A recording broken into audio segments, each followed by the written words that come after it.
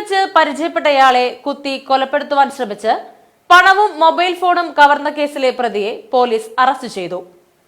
പുത്തൻചിറ കോവിലത്തുകുന്ന് സ്വദേശി അടിയിനിപ്പറമ്പിൽ വീട്ടിൽ 18 വയസ്സുള്ള ഫസലിനെയാണ് തൃശൂർ റൂറൽ ജില്ലാ പോലീസ് മേധാവി VB കൃഷ്ണകുമാറിന്റെ നേതൃത്വത്തിലുള്ള പോലീസ് സംഘം അറസ്റ്റ് ചെയ്തത്.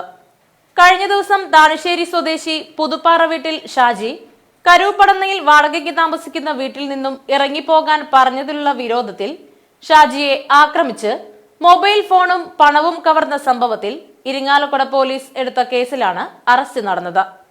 പരാതിക്കാരനായ ഷാജി കഴിഞ്ഞ ഒക്ടോബർ മാസത്തിൽ ആളൂർ പോലീസ് സ്റ്റേഷനിലെ വാറണ്ടിൽ ഇരിങ്ങാലക്കുട സബ് ജയിലിൽ കഴിഞ്ഞ സമയത്താണ് ഫസലിനെ പരിചയപ്പെടുന്നത്. ജയിലിൽ നിന്നും ഇറങ്ങിയ ഫസലിനെ കുറച്ചു ദിവസം ഷാജിയുടെ കൂടെ താമസിപ്പിക്കണമെന്ന് ഫസലിന്റെ മാതാവ് ആവശ്യപ്പെട്ട പ്രകാരമാണ് ഷാജി കൂടെ താമസിപ്പിച്ചത്.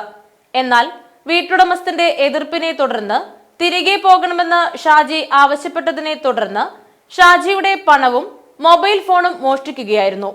ഇത് ചോദ്യം ചെയ്തതിന്റെ വൈരാഗ്യത്തിലാണ് ഷാജിയെ ആക്രമിച്ച് പരിക്കേൽപ്പിച്ചത്. Irinjalakuda police station house officer MK Shaji, SI MA Muhammad Rashi, Anwaruddin, senior civil police ഓഫീസർമാരായ NA ഗിരീഷ്, TJ സതീഷ്, സുജിത് എന്നിവരാണ് അന്വേഷണ സംഘത്തിൽ ഉണ്ടായിരുന്നത്.